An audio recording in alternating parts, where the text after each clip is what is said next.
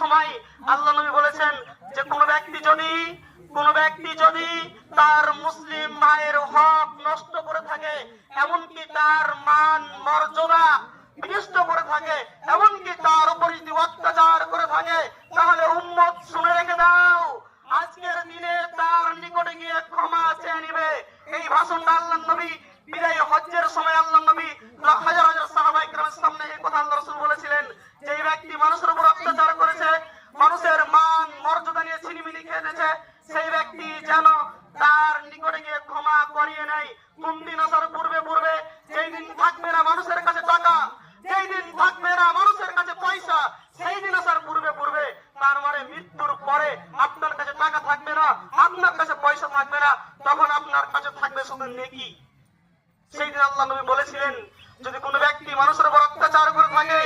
আর যদি ক্ষমা না চায়, তাহলে কিয়ামতের ময়দানে তাকে নেকি দিয়ে পরিশোধ করতে হবে। যদি নেকি না থাকে, আপনি যার উপরে অত্যাচার করেছেন, যার জমি দখল করেছেন, যার টাকা পয়সা জোর জবরদস্তি শক্তির জোরে ছিনিয়ে নিয়েছেন, সেই দিন তার গুনাহগুলোকে আপনার উপরে চাপিয়ে দিয়ে শেষ পর্যায়ে আপনাকে